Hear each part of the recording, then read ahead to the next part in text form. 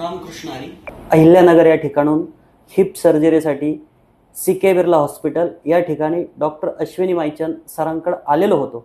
हिपच्या संदर्भात हिपची ट्रीटमेंट कशी असते, काय असते, हिप सर्जरीसाठी आपण काय काय केलं पाहिजे. आपण होमिओपॅथिक उपचार घेतो, आयुर्वेदिक उपचार घेतो, परंतु हे उपचार घेत असताना हिपची सर्जरी केल्याशिवाय कोणताही त्याचा परिणाम होत नाही. आपण हिपच्या सर्जरीबाबत सरांकडून माहिती घेऊ की हिपच्या बाबत आपण आम्हाला थोडं सविस्तर माहिती द्यावी. एवीएन एक ऐसी प्रॉब्लम है जिसमें जो हमारा हिप जॉइंट है, जो ये हेड कहते हैं फीमर का, इसकी ब्लड सप्लाई कम हो जाती है. अब वो किस वजह से होती है? कई बार स्टेरॉइड से होती है, कुछ लोगों को कोविड की वजह से हुई है, किसी को स्मोकिंग और अल्कोहल से हो जाती है.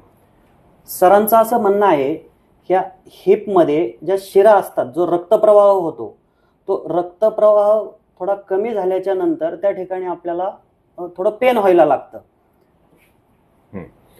तो इसका ट्रीटमेंट लोग कई तरीके से कराते हैं. कोई कहते हैं दवाई से ठीक हो जाएगा, कुछ लोग उसमें ड्रिल कर देते हैं, स्टेम सेल डाल देते हैं, लेकिन उसका फायदा नहीं होता है. सरांचं असं म्हणणं आहे की काही लोग कोरडी ऑपरेशन करते हैं, कोई स्टेम सेल डालते हैं, लेकिन उससे कोई ज्यादा फायदा होता नहीं है. उसका जो है उसका रिप्लेसमेंट ही उनका एकमेव उपाय आहे. रिप्लेसमेंट केल्याशिवाय हे पूर्ण बरं होत नाही. त्याच्यामुळे आपण जो खर्च करतो, हा खर्च केल्याच्या नंतर सर्जरीचा खर्च जास्त येतो, तर आपण केलेला खर्च हा पूर्णपणे वायफळ आहे आपला. त्यासाठी आपण योग्य सर्जनचं, योग्य सरांचं मार्गदर्शन घेऊनच याच्यावर उपाययोजना करणं अत्यंत गरजेचं आहे.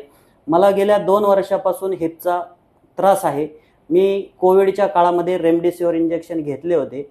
घेतल्याच्या नंतर मला 1-1.5 वर्षांनी तो त्रास जाणवायला लागला. त्याच्यानंतर मी अहिल्यानगरमध्ये ट्रीटमेंट घेतली, MRI वगैरे केला. तर माझं काय झाले, तर त्यांनी सांगितलं की तुम्हाला हिपचा प्रॉब्लेम आलेला आहे, तुम्ही कोरडिक ऑपरेशन करा. तर त्याच्यानंतर मी यूट्यूबवर शोधत गेलो की बा हिपच्यासाठी कोणते सर्जन चांगले आहेत काय. त्याच्यानंतर मला डॉक्टर अश्विनी सरांच्या चॅनलवरती ही सर्व हिपची माहिती मिळाली.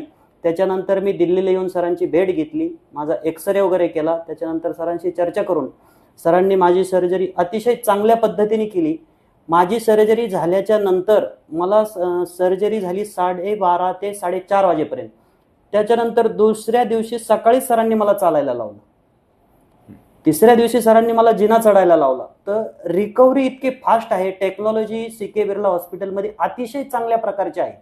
आपण इतर ठिकाणी सर्जरी केल्याच्या नंतर आपले जे टाके असतात, काही ठिकाणी 21 टाके, काही ठिकाणी 16 टाके, अशी खूप जागा फाडतात.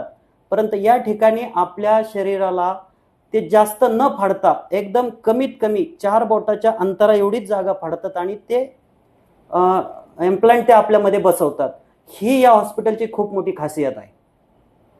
रिकवरी के साथ साथ जैसे कल को आपको जमीन पर बैठना है, क्रॉस लेग बैठना है, इंडियन टॉयलेट यूज करना है, तो जब हम बिकनी इंसिजन अप्रोच से करते हैं, MISDA अप्रोच से करते हैं, तो ये सारे काम कर पाएंगे. क्योंकि हमारे कल्चर में नीचे बैठना जरूरी है. अगर ओपन से करेंगे तो नहीं कर पाएंगे.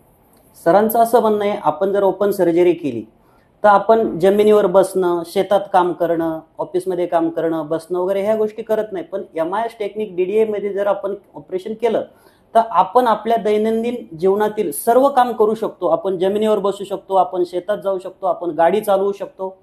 तर या सर्जरीचा हा खूप मोठा एक फायदा आहे. दूसरा, इम्प्लांट हमें अच्छा यूज करना चाहिए.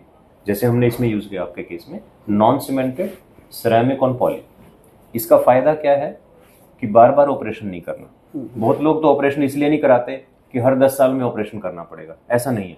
अगर हम अच्छा इम्प्लांट यूज करेंगे तो देखो इसमें ना कोई स्क्रू की जरूरत है, ना कोई स्पेशल इम्प्लांट.